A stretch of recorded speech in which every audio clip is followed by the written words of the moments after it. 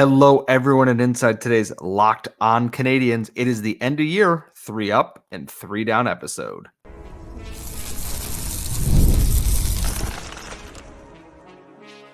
You're Locked On Canadiens, your daily podcast on the Montreal Canadiens, part of the Locked On Podcast Network, your team every day. Hello, everyone, and welcome to episode 1056 of Locked On Canadiens, your daily podcast on the Montreal Canadiens, part of the Locked On Podcast Network, where you get your team every single day of the week, wherever you get your daily podcast, Google, Apple, Spotify, or on youtube.com as well. Today's episode is brought to you by Monopoly Go, and I admit it, I have a competitive side, and it is a big fan of Monopoly Go, the mobile hit twist on the classic Monopoly game. So join your friends, download Monopoly Go now, free on the App Store or in Google Play. Before we jump too much further into everything, apologies. We were supposed to have this episode actually out for you Thursday morning here. Migraines, some other health stuff prevented it. I couldn't look at a computer screen last night, let alone record a full episode for you. So that is my fault. Laura is back, obviously, as you can see on YouTube here. Hi, I'm here. I'm extremely exhausted, but I'm here. Yes. I'm really hoping I make sense today because Scott had a great topic planned for yesterday's show, so we decided to carry it over today because I really wanted to talk about it. Yes, and with that, Laura will also have a special guest tomorrow for our special Friday mailbag. So please send us all your questions at LO_Canadians, LockedOnCanadians@gmail.com. You can tweet Laura at The Active Stick or myself at Scott Matla as well. It is the 3 Up and 3 Down. It is the end of the season here. We're back together, both of us, that we wanted to take a moment and review the season at a whole here. And I thought, okay, we'll start with the prospects. We'll go into the NHL. We'll finish with the AHL. Or we can just talk about whatever thing, but I'm going to try to keep this on track because there's a lot to cover in this. And I do want to start with the prospects first here, just because I don't have a lot of really negative down things to look at in this. I only see things on the way up. And with the prospects on the way up, first and foremost, out of everything this season, we knew David Reinbacher was going to get all the focus in Europe. People really liked Bogdan Konyushkov. And yet by the end of the year, the name on everybody's lips was Adam Engstrom. And Adam Engstrom, he's been nothing short of, I don't want to say a revelation, but he's been so good at playing in the SHL, just in the role, playing alongside former Hab, Brandon Davidson as well. His team currently is in the SHL finals. Rogel, I believe, is playing in there right now. He was supposed to potentially be, as soon as they were eliminated, entry-level deal, signed and off to Laval. He just turned 20 last November there, so he's still quite young. But this year, 51 games, 22 points. He had 16 in 43 games last year. He was far too good for their under-20 league in Sweden. And in 12 playoff games so far this year, he has 4 assists. I'm a big fan of Adam Engstrom, and far from a finished product here, there, as Patrick Bexell will tell you. But I think out of everyone rising in terms of some of our prospects here, Adam Engstrom kind of slid back under the radar with Lane Hudson and Logan Mailloux and David Reinbacher, etc. That he is one of my rising prospects. He is on my up list out of these 3 here for prospects this year. I think, honestly, there were so many other names that could have been there in the list of prospects, but I feel that he really did what it took to look like a stable possibility as well, right? Like his rise was not just like a flash in the pan. He gradually did the work, got better and more ready as time went on. And I think that's one of the things where I really feel like it's more of a home run than maybe some of the other prospects that maybe have taken a leap forward this year, but might come crashing back down to earth and regressing to the mean next year. And kind of with that, I mean, we're going to talk about Lane Hudson later on in the show, I think, here, but also he is very much on the upside of things here. There's no way I couldn't put him on the upside of things here. He's been phenomenal just across the board in so many things, but we will discuss him a little later on in the show here. Also on the prospect list, Owen Beck and that a lot of people were very worried about Owen Beck playing in Peterborough. The numbers weren't really there. He wasn't really standing out. People are wondering, hey, did he already peak? Is this his ceiling? Are we seeing a guy who's going to top out as a fourth line center? He went to Saginaw and just decided, I'm going to light the entire actual world on fire. And he's done so with just incredible. It's scary how much he's been able to do in that. With Saginaw in 32 games, 51 points. In 11 playoff games, he has 10 points as well. He's very much one of those on my rising list here. He's someone that I think they see competing for a spot on this NHL roster next year. And I talked about it a little bit earlier on this week is, where do you put him? Is it a fourth line center, or is he an AHL like top line center here? You wait and see. But I got to say, Owen Beck still remains probably I don't want to say the easiest lock, but I think will be a very good NHL player that I would say is going to make this team pretty quickly overall. I think he's just got too much talent in what coaches are looking for to not make that happen at this point. Yes, and I think one of the big things about him too is that he's going to be a depth guy in their contending years, right? Like, we know his ceiling is not elite number one center, but we also know his floor is pretty high. He's going to be that guy that's going to always be part of the team in those runs. He's going to score like a really timely goal at one point, right? Like, he's that guy that throughout the season, you're not really talking too much about him. You're just hoping that he does his job well. And then, you know, in the off season, you know, you can rely on him to provide that two-way, strong, steady presence. And he's a guy that I think that if he can become the bottom six center, they need to stabilize that defensively.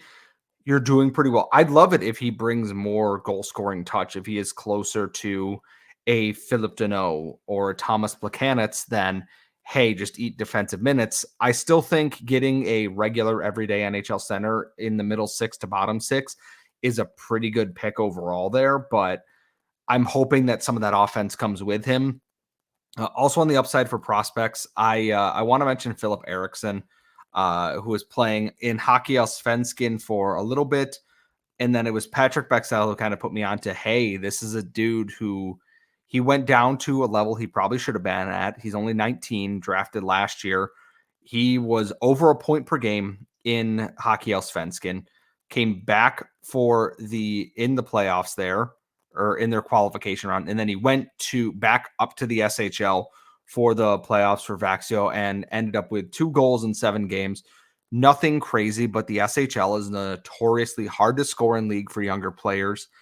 Someone next year, I think, has big SHL aspirations, and that people kind of focus in on that a little bit.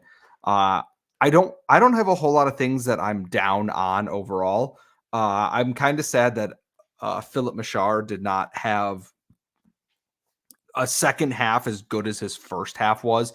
He was electric for Kitchener in the playoffs. In 10 games, he had 16 points, 1 goal, 15 assists. He's dynamic, a great playmaker, and I know people are worried about him. I'm not as worried as other people. I talked about it in our AHL recap about where he fits next year and everything.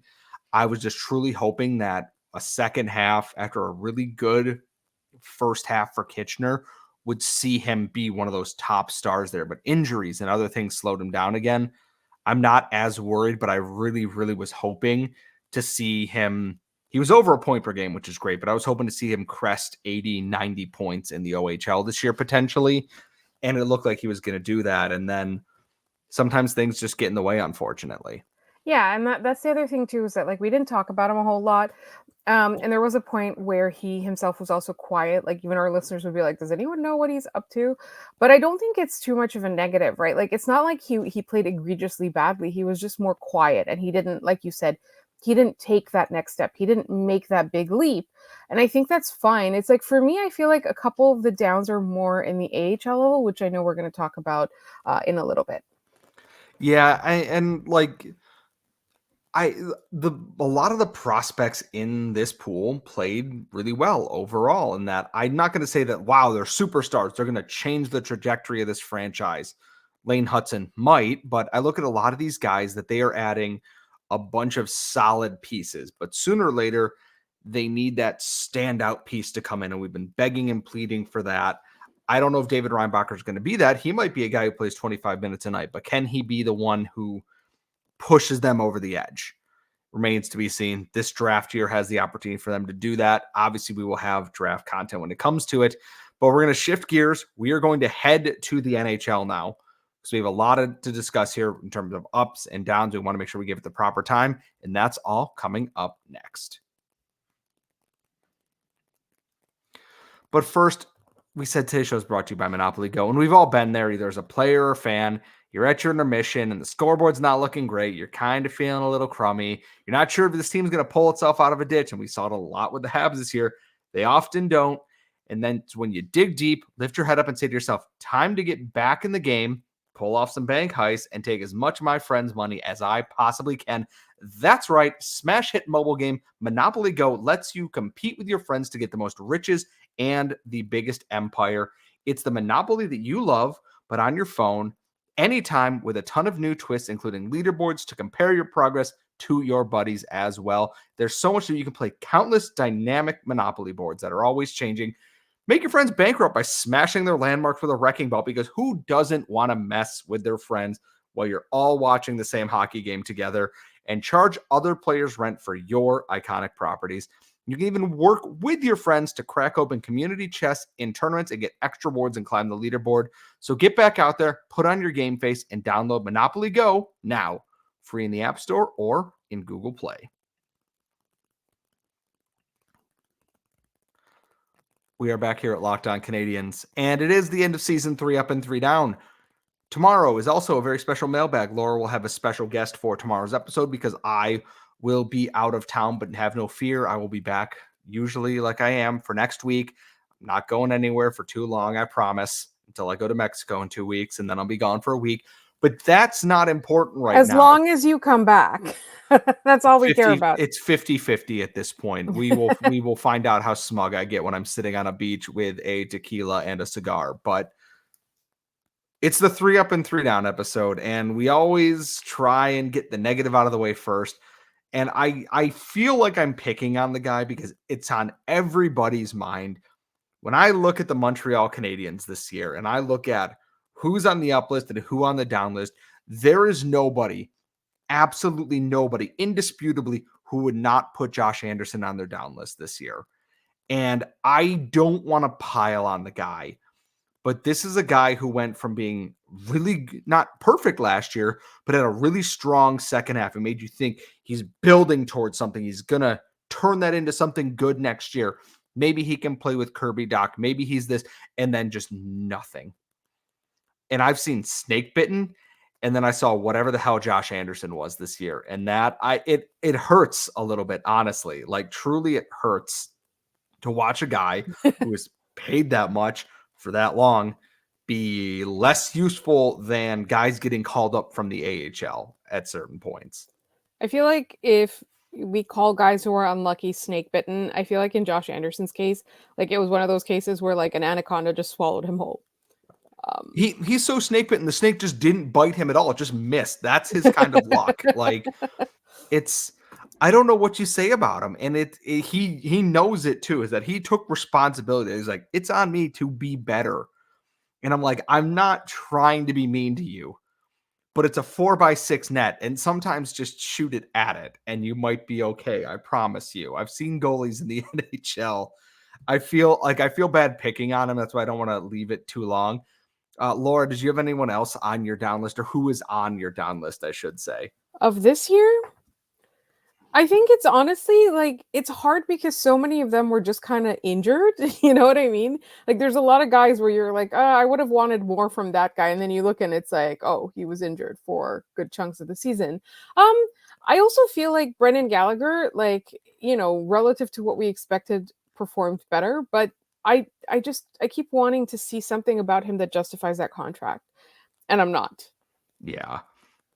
I also look at, and going in the other direction, I look at Jesse Ylönen this year, who is going to be on my down list, because someone who had all the opportunity in the world to seize a spot here on this team, and I know that he was on the fourth line, which maybe doesn't make the best use of his talents, but even when there were winger spots opening up and Juraj Slafkovsky wasn't playing well and this and that, he didn't seize that spot. He went 40-something games without a goal, and we know he has skill. We know he has talent. We know he can skate and he can shoot the puck really well.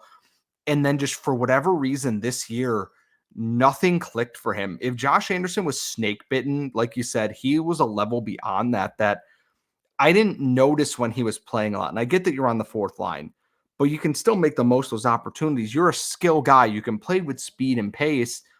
If you get down to basics, you should be okay. But it was just nothing worked for Jesse Ylönen this year.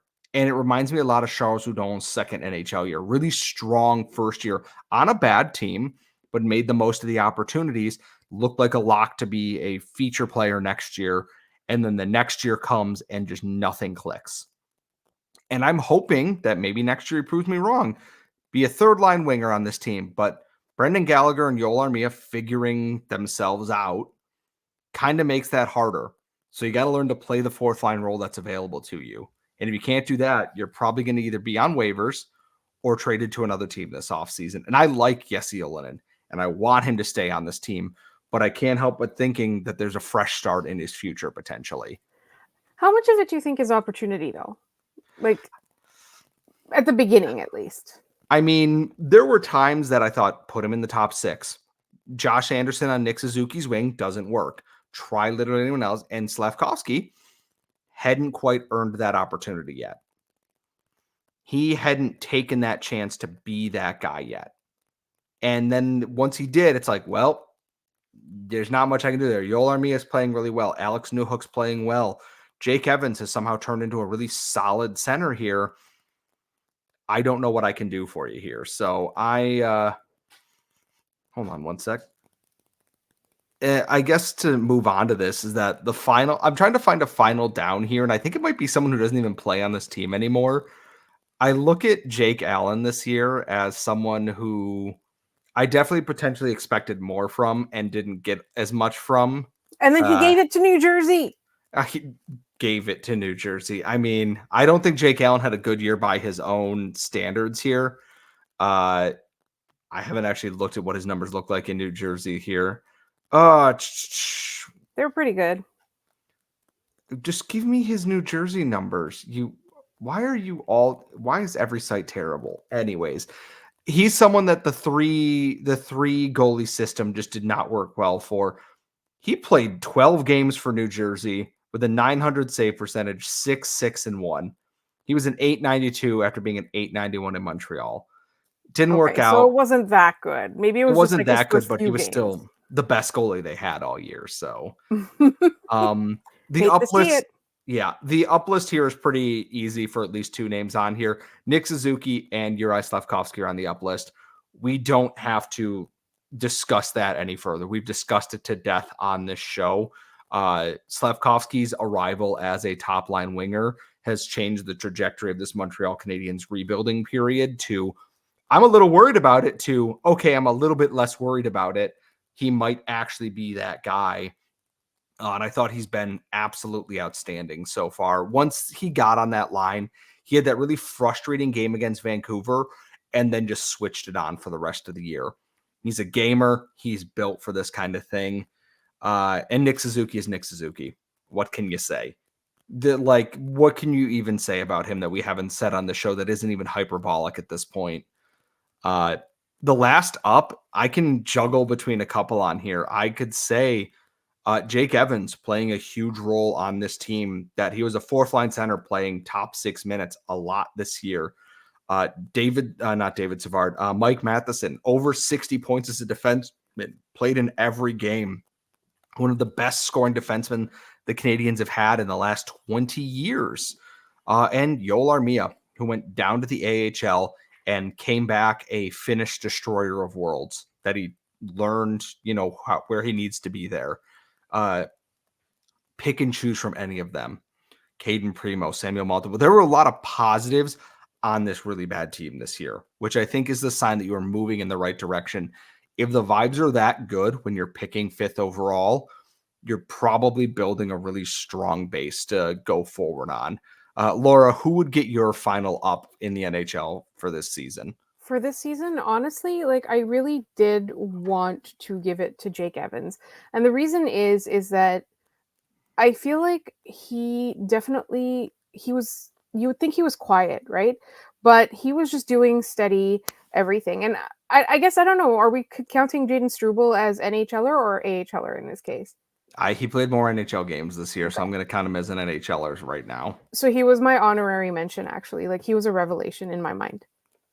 He was, and we'll talk about this in the AHL segment coming up, a lot of surprises with the young guys, and we are going to transition to that. We're going to end with the AHL just because it's a lot of talk about the young guys there and some of the vets that they really need to step up and didn't. We'll get to that coming up next. But first, when you're drafting your fantasy team, do you ever wish you could handpick the best stars for your business team as well? If you're building your talent roster, you need Indeed, because Indeed is the hiring platform where you can attract, interview, and hire all in one place, so you don't waste hours on multiple job sites looking for candidates with the right skills when you can do it all at Indeed. I went through the hiring thing last year, and when I uploaded my resume and all of my skills and whatnot, Indeed connected me with so many people who I fit exactly what they wanted in an instant. And if you are hosting on Indeed, you can invite candidates to apply with instant match, and they're 3 times as likely to apply to your job than candidates who only see it in a search, according to the US Indeed data. So Indeed knows when you're trying to grow your business, you have to make every dollar count. That's why with Indeed, you only pay for quality applications that match your must-have job requirements. So visit Indeed.com/lockedon to start hiring now. That is Indeed.com/locked on. Some terms and conditions apply. Cost per application pricing not available for everybody. And remember, when you need to hire, you need Indeed. We are back. It is the end of the 3 Up, 3 Down end of season recap. I'm sure we will probably do this again at some point this summertime after the draft or training camp or whatever. But we gotta kind of bring it to a close here. We're gonna go down to the AHL here, and I'm not gonna do individual downs and everything here because it's a select group here. The Rocket as a whole probably underperformed where we wanted them this season. On paper, should have been a playoff team. Missed it by a handful of points in the last 2 games of the season. Not great. Good news, and we will talk about that in the up section. Young players, outstanding. Other side of things, this team needed veterans to step up consistently, and were not able to really get that. Jakub Dobish kind of had to fend for himself in that. Straussman was not the guy. Kazimir Kaskisuo came in at the end of December, really helped stabilize that and got the team on track. On defense, some weeks, Toby Paquette-Bisson was the only guy scoring goals. Olivier Galipeau not playing well. Matthias Norlinder not playing well. Justin Barron, when he got sent down, maybe not playing as well as you would want. William Trudeau had a really rough start to the season, bounced back. You had some weeks where Mitch Stevens was putting up a 5-point game, then nothing. Philippe Maillet, couple of games in a row, 2-point, 3-point, 2-point, 1-point, 2-point, and then quiet. Elias Anderson, when healthy and playing, consistent, but none of these guys all seem to be scoring at the same time together. There was a while that Brendan Gignac was the one putting up all the points on this team. Then he went to the NHL, and then he came down, and he wasn't quite the same after, and then he got hurt, and the team suffered for it. The veterans on this team, they really needed more from some of them this year, and I don't know if it just wasn't the right mix of vets. Like, yeah, they put up a ton of points, but this team consistently wasn't good enough defensively, didn't have the ability to stand up and really take care of itself. Gabriel Bourque is the captain, who I was all for coming back. He stepped in after Alex Belzile went to the NHL last year and did a good job, was just not the guy this year.